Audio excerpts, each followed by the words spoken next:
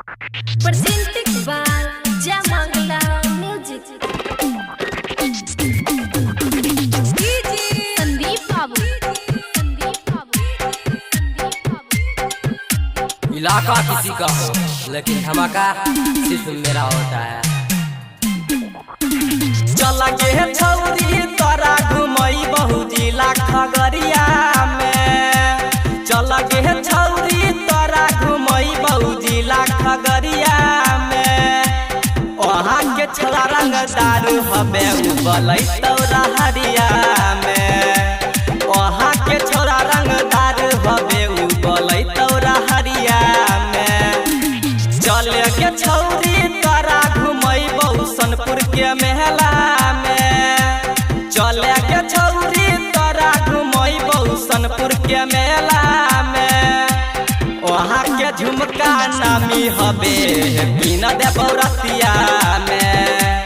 वहाँ के झुमका नामी हबे हो बिना दे बौरतिया में।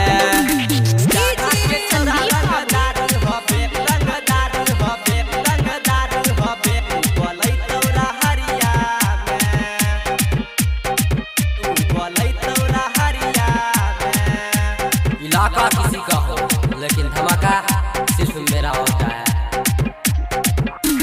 बेगूसराय में ले जइबो शॉपिंग तोरा करइबो। फिल्म देखा के गे छौरी जमीन तोरा खिलइबो। जमीन तोरा खिलइबो। जमीन तोरा खिलइबो। बेगूसराय में ले जइबो शॉपिंग तोरा करइबो। फिल्म देखा के गे छौरी जमीन तोरा खिलइबो। फिल्म देखा के गे छौरी जमीन तोरा खिलइबो। बड़ी सुंदर लागै छी छौरी चढ़ल जवानी में। बड़ी सुंदर लागै छी छौरी चढ़ल जवानी में। जाना के छोरा रंगदार हबे उबलै तोरा हरिया में। जाना के छोरा रंगदार हबे उबलै तोरा हरिया में। जाना के छोरा रंगदार हबे रंगदार हबे रंगदार हबे उबलै तोरा हरिया में। उबलै तोरा हरिया में। इलाका किसी का हो लेकिन धमाका सिर्फ मेरा होता है। राइटर मन कहै छ निमन लागै छी जान गे। माइकल मिथलेश के छी दिलवा के तू परान गे। दिलवा के तू परान गे। दिलवा के तू परान गे। राइटर मन कहै छ निमन लागै छी जान गे।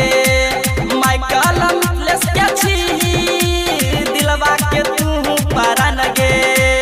माइकल मिथलेश के छी दिलवा के तू परान गे। अनिल बादल रहै छौ तोहरा बचपन से साथे में। अनिल बादल रहै छौ तोहरा बचपन से साथे में।